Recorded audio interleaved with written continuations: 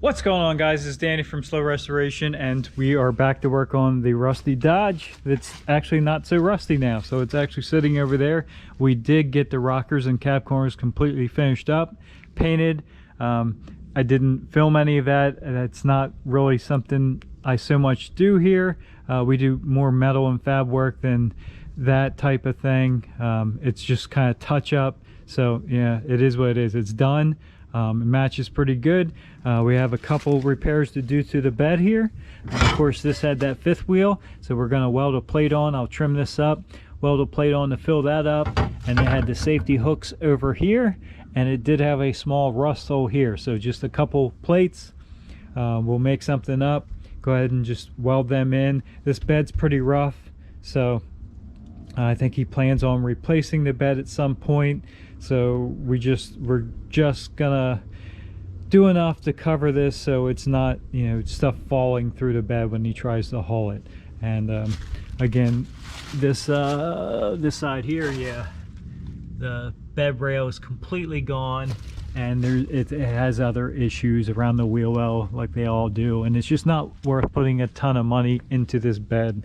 The spray and bed liners also peeling off in sheets, as you can see. So it is what it is. We'll get this touched up here, and then we can actually put this bed back on. We are going to make a video about doing that fluid film on the frame too. So all right, before we start this, we got some tools laid out. We got our welder, sanding disc, and a cutoff wheel so we can trim those plates up. And of course, we have our safety glasses for safety. I know I haven't had a whole lot of content up here lately, and that's because we've been doing a lot of stuff, been staying very busy, just nothing really we can make a video about, unfortunately. As you can see, winter is coming, leaves are everywhere. We did get the pool closed up, stuff like that. There's just a ton of stuff going on, and we're very busy, just not anything we can really make a video about. But we're doing what we can while we can, and we'll get some more stuff up here shortly. So first thing we're going to do is actually take our grinder and just clean all this up. We'll clean the rust around the edge here, clean some of that paint off. Like I said, we're not going crazy. We're going to trim this up a little bit and just sandwich it out on there, tack weld it, and then we'll seam seal around, spray some paint on it, and we'll be done. Like I said, with the shape of this bed, it's not worth putting a ton of time in it. He didn't want to spend a ton of money, so that's our budget. All right, we got some plates welded up, or actually not welded up. We're getting ready to weld them up. We have some made up, and this will cover these two holes. That'll cover those two holes.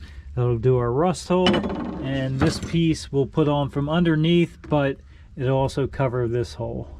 So I think what we're going to do is, while we have access, we'll take these plates, reach up from the bottom here, and we'll just plug weld them up.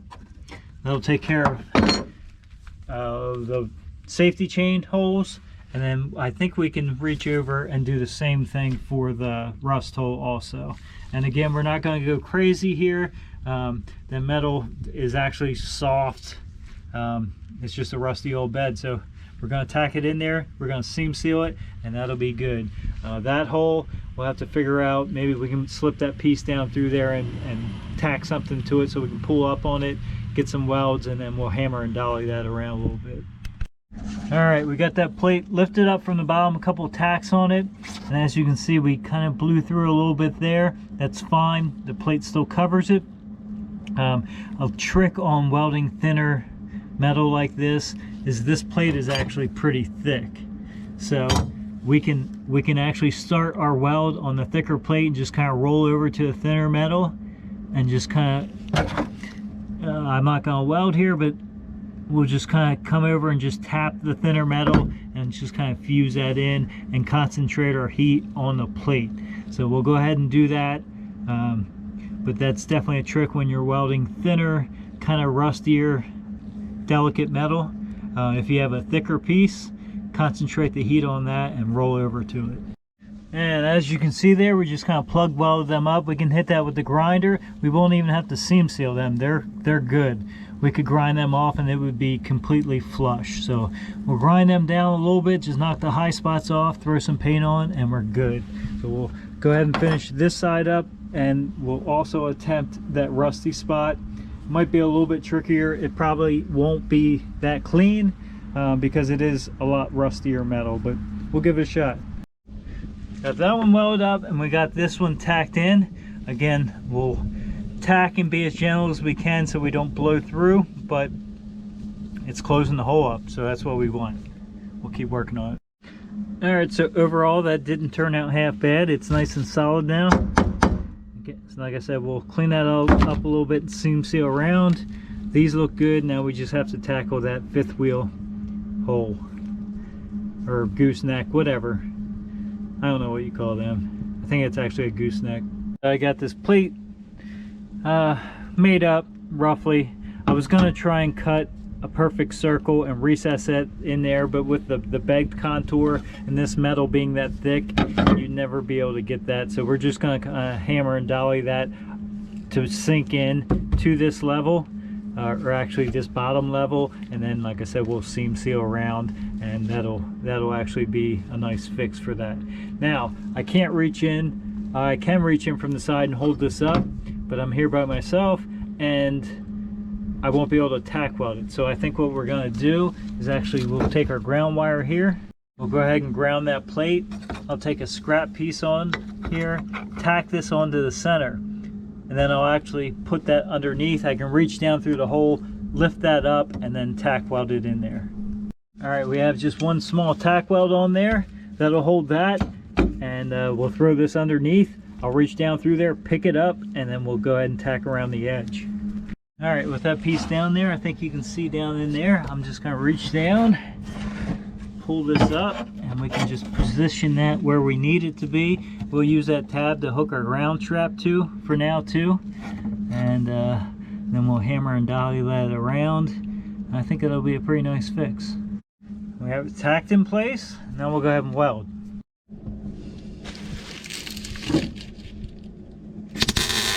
Watch your eyes.